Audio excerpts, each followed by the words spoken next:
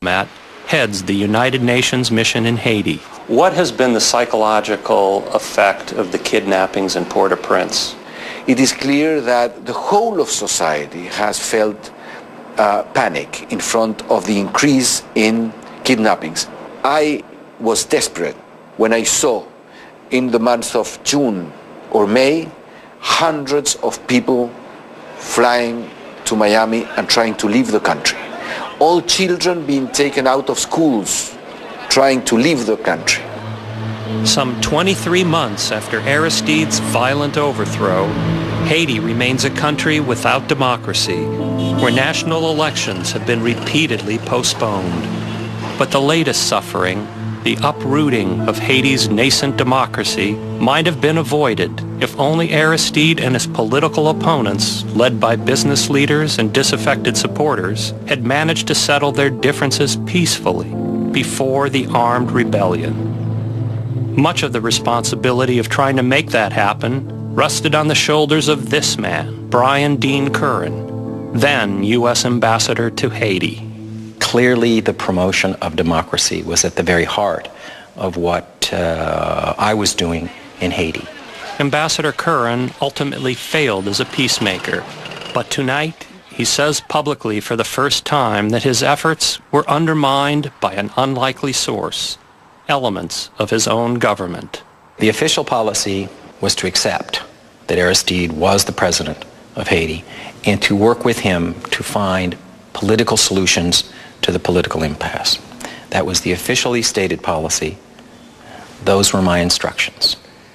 That was not always, however, the message that came from Washington. Curran said that while he was telling Aristide's political opponents that they too must compromise, the opponents were getting a very different message through back channels from Washington. Hang tough. Don't compromise. In the long run, we'll get rid of Aristide. Directly contradicting. Directly contradicting.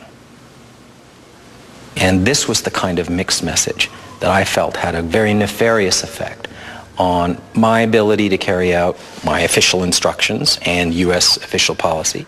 But it was who delivered this second message that most surprised and angered Curran. There was another message that was coming from organizations that were funded by the United States government to work on the Haitian situation. What groups are we talking about here? The International Republican Institute in particular. Based in Washington, D.C., the International Republican Institute is a nonprofit group that received $36 million in federal money in 2004. The IRI is one of several U.S.-funded groups whose mission is to promote democracy by building political parties and monitoring elections in more than 50 countries, including Venezuela, Iraq, and Afghanistan. George Foriel is IRI's senior vice president. When IRI receives federal money to do its job overseas, does IRI see itself as a representative of the United States government? In many ways it does, absolutely. I mean, these institutions were created to project, if you will, to represent the practice, the ideals of the American democratic system.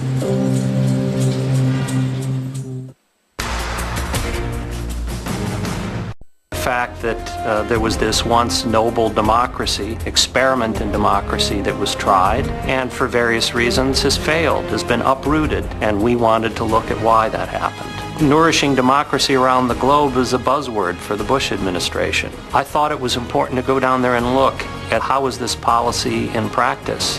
How was the United States carrying out this goal of nourishing democracy, of promoting democracy in Haiti? And the answer is it hasn't done a whole lot.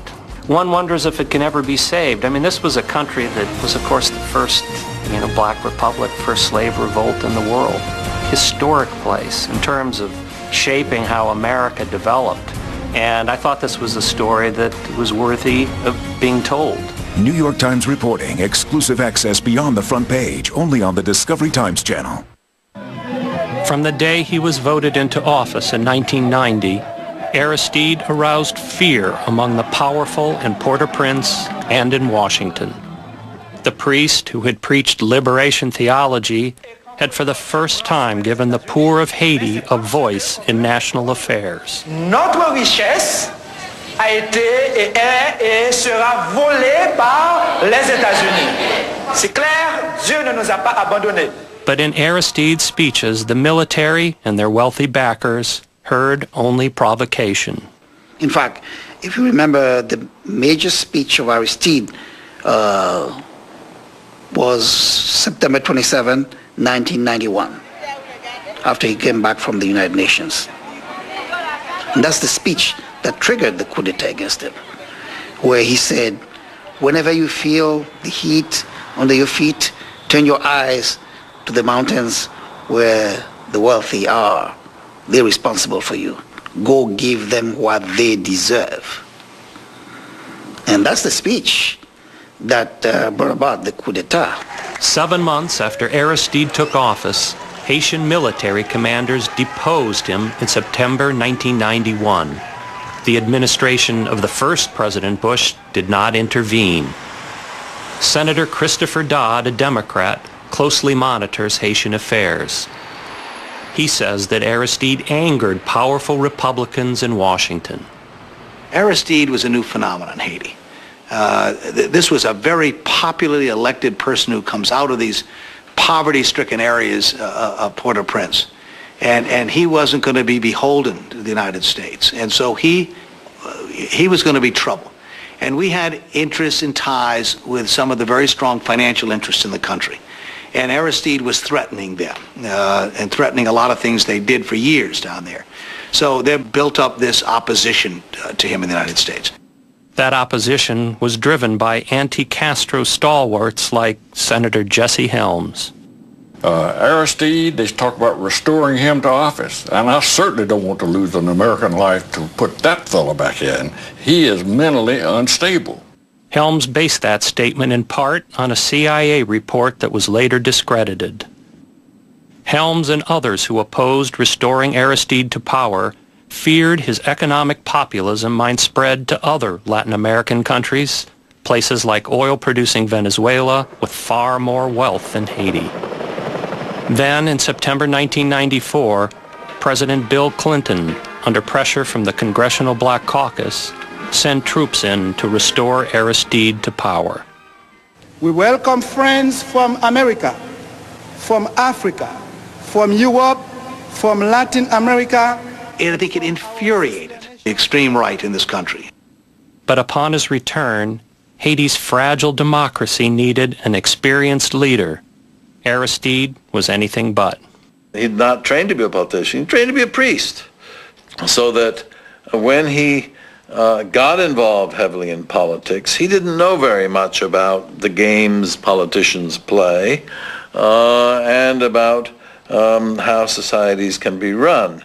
Frustrated with Aristide's shortcomings, the international community denied his government financial aid, driving Aristide deeper into the arms of his most fervent supporters in the slums. When those supporters engaged in criminal acts, including killings and drug trafficking, Aristide was either unable or unwilling to stop it. I worked very closely with Aristide on a number of issues. I saw him frequently. Curran, appointed U.S. ambassador by President Clinton, became disillusioned with Aristide. And I had many conversations with him about the police, about human rights abuses. And in the end, he disappointed me. Still, Aristide's party, La Balance, remained popular. In May 2000, it won a landslide victory in local and parliamentary elections. But in that election, a controversy arose that would ultimately doom the Aristide presidency. The international community disputed how some Senate races were decided, prompting Aristide's opponents to boycott the upcoming presidential race. The legislative elections had been seriously flawed, and Aristide had not listened to the concerted and unanimous advice of the international community that something needed to be done about that before proceeding to a presidential election. Aristide ended up winning the presidency with 91.5% of the vote. The United States, as a matter of policy, accepted it. But the opposition held fast, and the crisis deepened. What began as a dispute over a handful of Senate seats eventually became a battle over the very legitimacy of Aristide's presidency. Andy Aped, one of Aristide's fiercest critics, owns one of the largest textile factories in Haiti, where 5,000 workers churn out T-shirts for international customers. I was told by several senior diplomats that in the end, President Aristide was willing to give up a good bit of his power, but that his opponents did not want to compromise. I had 8 meetings with him, and in those meetings we kept nailing and pressing that a reasonable compromise be done. During that whole period of time, he was inching towards the compromise, always late, always late. As the impasse grew increasingly hostile, some Aristide supporters in the slums turned violent. Ambassador Curran's job as a peacemaker had just become more difficult. More than ever, he needed the full support of his own government. But as he would later recount, it was not to be. Our task was made immeasurably more difficult, and I felt that my efforts were being undermined. This is not supporting democracy. When you accede to powerful forces in a country that want to push a president out because they don't like him. Robert McGuire directs the International Affairs program at Trinity University and has studied Haitian affairs for decades. Whether we like it or not, he was elected to office. He was a recognized international leader. Security and peace. Chaired by Senator John McCain, the Institute is backed by millions in federal funds and donations from, among others, the oil and national defense industries, including Halliburton. The IRI will continue its mission of hope for decades to come. It has its links to the Republican Party, and it undertakes democracy-building programs abroad. And that's what IRI was supposed to be doing in Haiti. In Haiti, IRI had received a federal grant to build political parties through effective campaigning and organizing, hallmarks of a healthy democracy. It's the practice of democracy, open, transparent political process, rule of law, development of institutions that relate to that process, an ability to express one's views openly and freely. So create the space, if you will, for that kind of system to prosper.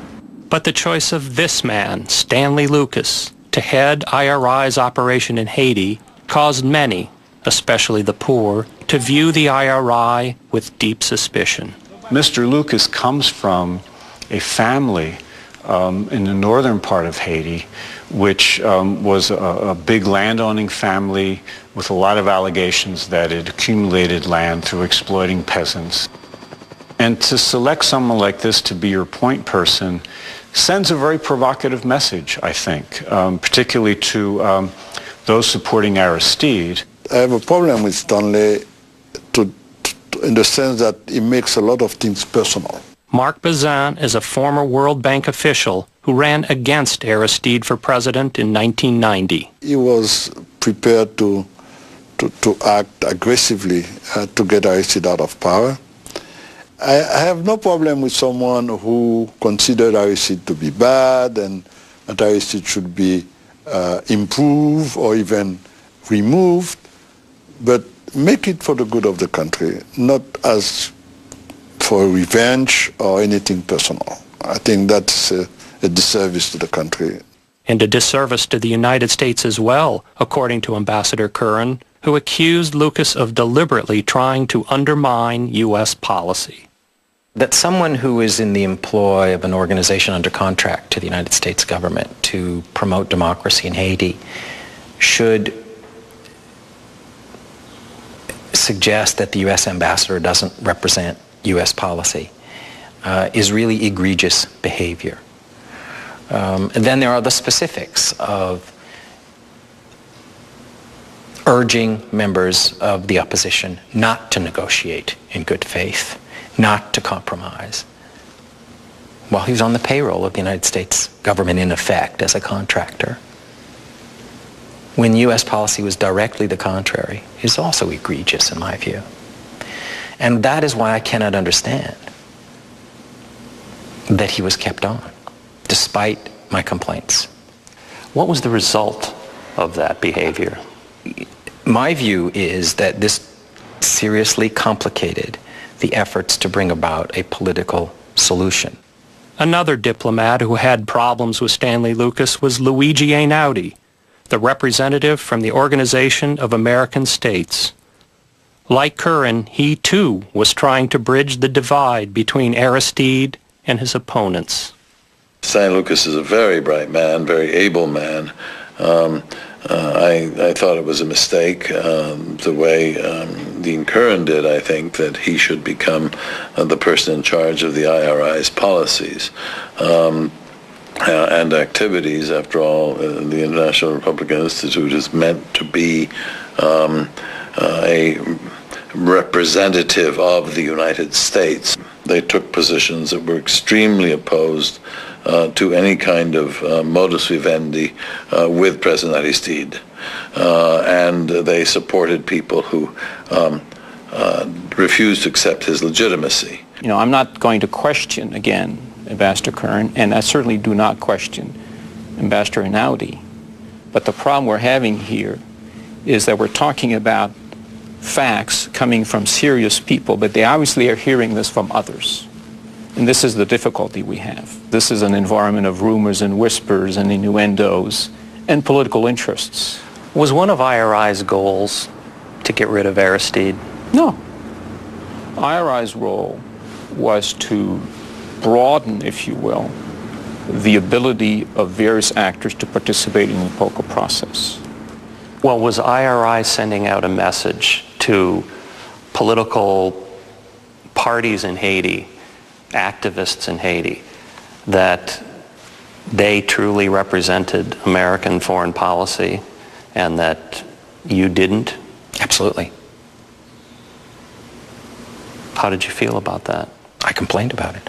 What was the response? I did not get a satisfactory response. Who'd you complain to? My hierarchical superiors, if you will. Why do you suppose you didn't get a satisfactory Well, I don't know the answer to that question, and this has troubled me for a long time. Is that because IRI had political clout that you didn't have? I'll leave that to your judgment. Internal government emails show that Ambassador Curran complained repeatedly about Stanley Lucas without success. I continue to have grave misgivings about Lucas, Curran wrote to top State Department officials. Curran also complained that Congress had pressured officials to fund IRI in Haiti without more government oversight. With Stanley Lucas in charge, this grant, he wrote, risked us being accused of attempting to destabilize the government. And that's what Mr. Lucas was doing. I think he was doing it, getting a wink and a nod from the White House and others who had a different agenda than what the stated policy was of the State Department. Senator Christopher Dodd, a Democrat, is a frequent critic of the Bush administration's foreign policy. You get the feeling you get very close to this thing and then you'd watch the rug get pulled out from beneath you because the opposition groups could turn around, talk to the administration or people close enough to it and would tell them, don't make any deals, don't worry, just let's buy more time. The more time we get, the continued deterioration of things here, we'll be able to get rid of this guy. And I think Mr. Lucas was down there to guarantee that the opposition groups would have that kind of a contact to discourage them from reaching any kind of agreement. I think some people probably don't really know Stanley terribly well, Stanley Lucas terribly well. There is something of a cottage industry that's sort of built around what he has or hasn't done, perceptions, rumors, whisperings. Why wouldn't IRI allow us to interview Mr. Lucas? Well, there's actually a fairly simple reason. There are only 2 or 3 sort of layers of the IRI universe that get to talk to good folks like you. I'm one of them. Mr. Lucas later responded to written questions, denying that he acted contrary to American policy. I never told the opposition not to negotiate, he said. If tensions were rising in Haiti, it was just a hint of what was to happen across the border in the Dominican Republic.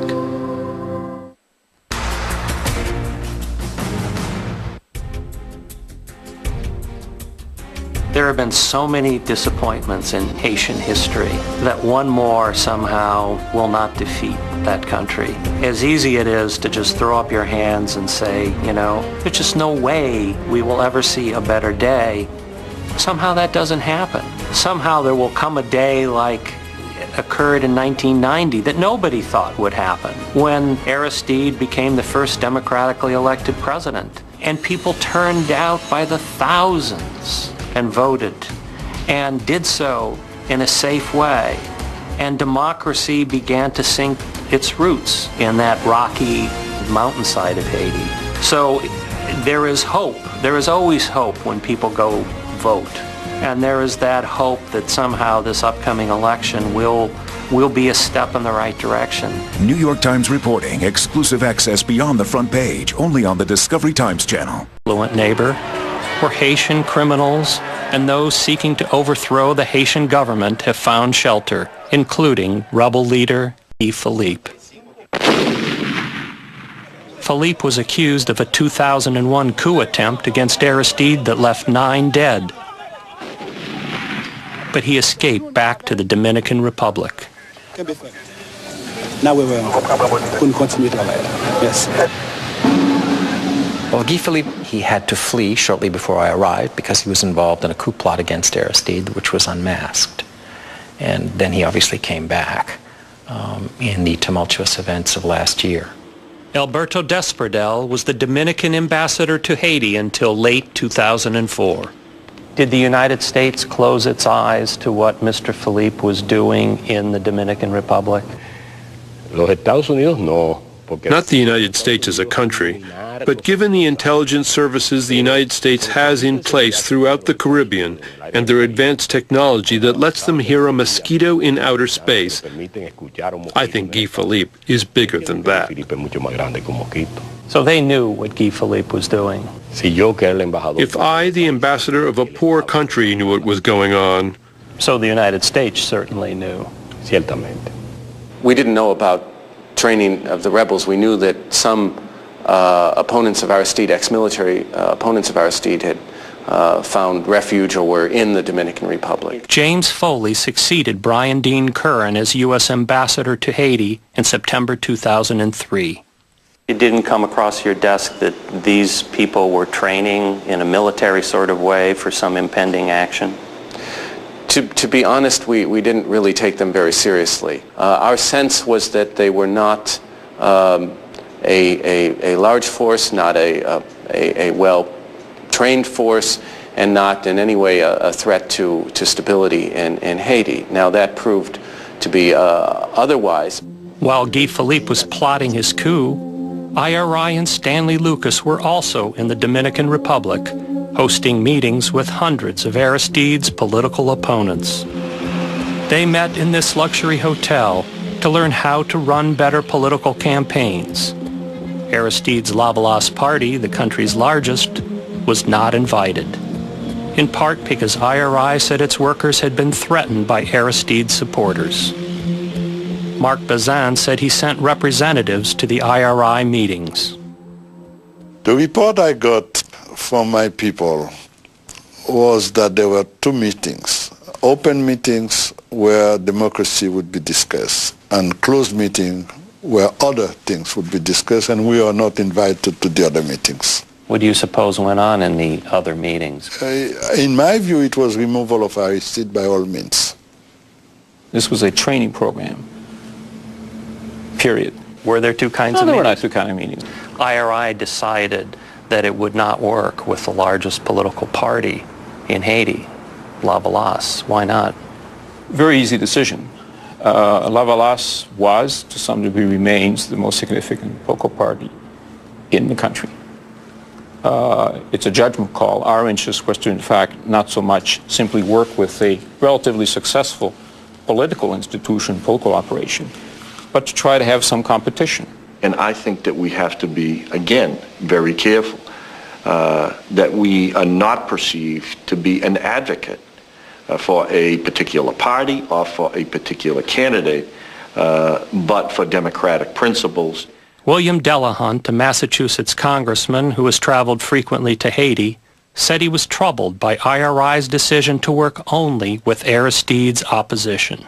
I think that is very dangerous in terms of the perception of the United States, not just in Latin America, but elsewhere.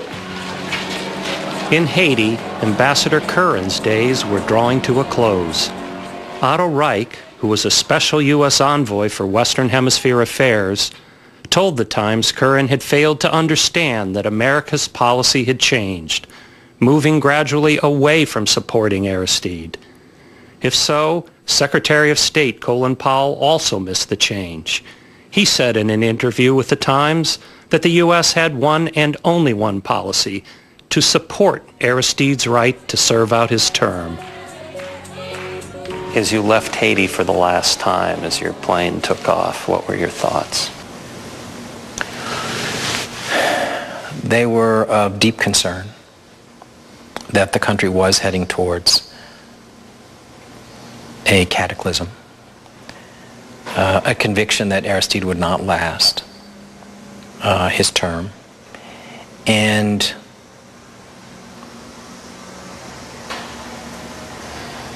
disappointment that I had not been able to do more. He made a remarkable speech before leaving regarding the interference between the politicians in Washington regarding Haiti. He said, I'm the ambassador and I'm the one responsible for defining and applying U.S. policy in this country. You guys, some of you, listen to other people. And I suspect that it was referring to Stanley Lucas. Actually, he even said something. Chimère of Washington, he said. That's right, the Chimère of Washington. That's correct. It was clear. The allusion was clear. It could not be any clearer. We've been talking about Mr. Lucas quite a bit already, and that's what I meant. Chimère, for our viewers. Well, chimère, because, well, you know the term chimère in Haiti. It refers to the people who emerge from the night, armed and hooded sometimes, commit outrageous acts, and nobody ever knows who they are. And so the Haitians, in their marvelous language, which is so full of allusions and metaphor, have created this term for these people, the chimère, the ghosts, because they're there and they do things and they terrify you and then they fade away. So people in Washington can also come down and terrify and then fade away and are not held accountable.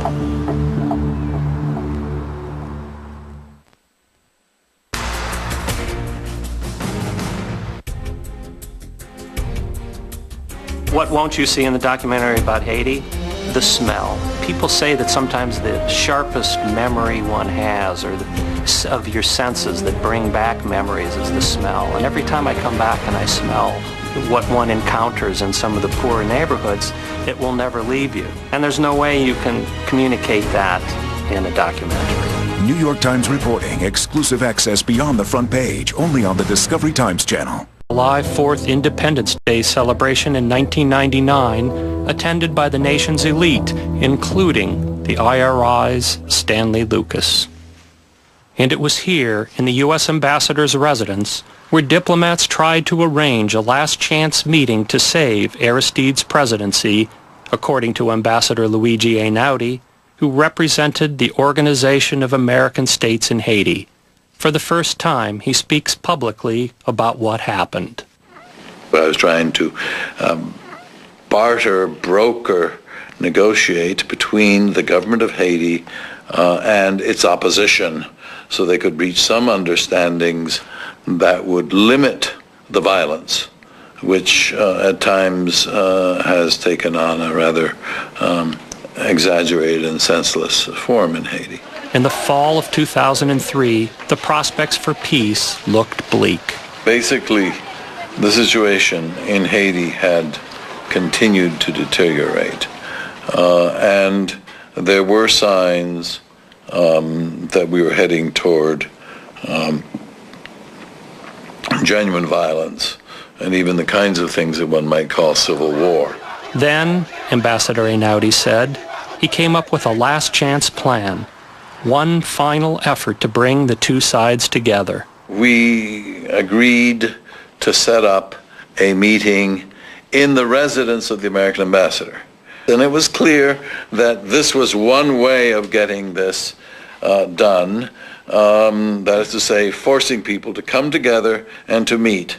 And I think Aristide was prepared to make some quite significant concessions, and a number of Haitians in the opposition were still ready to perhaps play. It was shortly after Ambassador James Foley first arrived in Haiti. I'd had a good first meeting with President Aristide on my arrival, so Einaudi wanted to build on that and to hold a meeting here at my residence between President Aristide and a cross-section of opposition and maybe civil society leaders to try to reach that compromise. And so he pitched that idea to me. Everyone knows that ambassadors are under instructions. They don't have pre-announced meetings unless they have the support of their government. Once again, there was hope. Representatives of both sides had agreed to come, and President Aristide was willing to give up most of his power, diplomats said. But then, a surprise. And the bottom line is that it was canceled by Ambassador Foley without consulting me. Pulled the rug out from under you. Pulling the rug out, absolutely, from this effort. I initially responded with some positive indications, but I said I wanted to come back and check and consult when I got here. You have to understand, I just arrived. I think he'd been down over 20 or 30 times and had held many such meetings. And I was very concerned that shortly after my arrival, when I felt I had a little momentum and a lot of authority, that we not hold a meeting that would not succeed. Terrence Todman, a retired U.S. diplomat, had worked on behalf of the OAS in Haiti. Todman confirmed Einaudi's account, telling the Times, quote, "That was the end of any effort to get them together. That blew it, the final attempt." I disagree extremely strongly that was the last chance. That was a potential pitfall that we avoided. I think the die was cast on other occasions. Well, this is the first time I've heard that. I find it very disturbing. If there was a last opportunity and it wasn't acted upon and we did not pursue it, that would be a stain on the United States. Several months later, Guy Philippe and the rebels were closing in, and the United States whisked Aristide off to exile. Did the U.S. push President Aristide out of power? President Aristide made a decision for the good of Haiti, and I think he spoke eloquently about his reasons in his letter of resignation. Congress demanded to know how a democratically elected government so close to home could be overthrown. It doesn't add up. For the greatest country in the world to be fearful of 200 thugs, my goodness. And to tell someone, you can stay, but unfortunately, there's a group of murderers, drug dealers, and thugs that are armed to the teeth who are going to get you, or you can go. That's not a choice. That is not a choice. Roger Noriega, President Bush's choice to oversee Latin American affairs at the State Department, denied any link between Stanley Lucas, IRI, and the armed ouster of Aristide by rebel leader Guy Philippe. And you assure this committee that Mr. Lucas, the IRI staff, and participants in the training programs have had absolutely no involvement or contact with Guy Philippe or other members of the Haitian Armed Forces or PrAP? I have never heard that, and to my knowledge, it wouldn't be the case. It certainly wouldn't be acceptable. Yeah, but do you know whether or not that's the case? We know who this... pardon me, sir? Do you know whether or not that's the case? I have never heard that assertion, and if it were the case, we would certainly stop it. That we knew who Guy Philippe was, and that he had a criminal background. He would have no role in whatsoever. I'd like you to inquire, if you would. I want you to make a... Please do. I will certainly do that. Noriega, who has since left the government, declined to be interviewed on camera. And a year and a half later, the The Bush administration has reported no such connections between Philippe and Lucas. Did you ever ask Stanley Lucas if he knew Guy Philippe or had discussions with Guy Philippe? I've gone around many times with him as to who he knows, who he doesn't know, who he's met with, and so forth. And this is an issue we, at the end of the day, come empty-handed. But Guy Philippe tells a different story. He said he's known Stanley Lucas most of his life. I knew Stanley Lucas when I was a boy. I grew up in Canapé and Stanley was there. He used to be my teacher in ping pong. I played ping pong, table tennis. So he used to be my coach. Philippe said he also saw Lucas in Ecuador and in the Dominican Republic at the time of the IRI meetings. I met him in Ecuador. I told you I talked to him in Ecuador, but a friendly talk. But politics, I never... Did you ever see him in the Dominican Republic? I've seen him in a Hotel Santo Domingo, with his guys, but I was not invited in the debate. But I was living in the hotel, sleeping in the hotel, so I've seen him and his friends and those guys from the opposition, but we didn't talk about politics. In his written response, Lucas said he never met Philippe in Ecuador or in the Dominican Republic. To be clear, I do not know Guy Philippe, he wrote. Another rebel leader, Paul Arcelin, told us that he met Stanley Lucas at the Hotel Santo Domingo, but did not discuss Aristide's overthrow. We discussed the future of Haiti, he said. Lucas disputes that account. I think the more accurate description of what happened there is that he was told to get lost when he showed up in one of our programs in the Dominican Republic. By early January 2006, Haiti still has no elected government. Its criminal justice system is either weak or corrupt. As a former prosecutor, what has the interim government done to support the rule of law in Haiti? Well, they've done nothing. Absolutely nothing. Meanwhile, Haiti's new police chief recently made a stunning admission. 25% of his officers are either corrupt, drug dealing, or tied to kidnappers. Unfortunately, we have reports of executions that are supposedly performed by the Haitian police. In late August 2005, at this soccer match, Haitian police in uniform swept through the crowd, where investigators say they targeted people for summary execution outside the gates.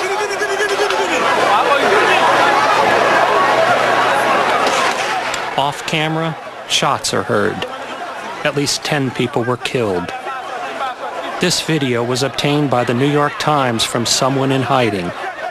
Ironically, the soccer match had been financed in part by the United States to bring peace to this Port-au-Prince neighborhood of Martissant. At least 16 police officers now face possible charges relating to the killings. Senator Dodd said the Bush administration bears some of the blame for Haiti's sorry plight. So they were so preoccupied with their determination to get rid of Aristide and to avoid any compromise between the opposition groups and Aristide that they never spent 5 minutes worth of time figuring out what happens after Aristide goes. Nobody seriously can believe that the problem of development in Haiti can be solved with the presence of some soldiers for 1 year or 1 year and a half. This would not be a commitment, this would be simply a gesture. Haiti has no need for gestures. What they need is a permanent commitment from the financial community, from the United States, which is a central actor and has to have a role of leadership in this situation. Meanwhile, Guy Philippe is among more than 30 people campaigning for president. And Stanley Lucas continues to work for IRI, now in Afghanistan, a country of vital importance to the U.S. We don't have any questions about the quality of his work. He's one of our best political party trainers. Should someone like Mr. Lucas continue to work in USAID programs around the world? Absolutely not. You know he's still active? No. Around the world? No, I didn't realize that. I don't see that the U.S. is exporting democracy. I don't see it's exporting a way of building the terrain to get democracy more enrooted in countries. I think it's more exporting kind of fear that if we don't do the things the way the U.S. and the powerful interests in our country want us to do them, then perhaps we'll be as expendable as Mr. Aristide was.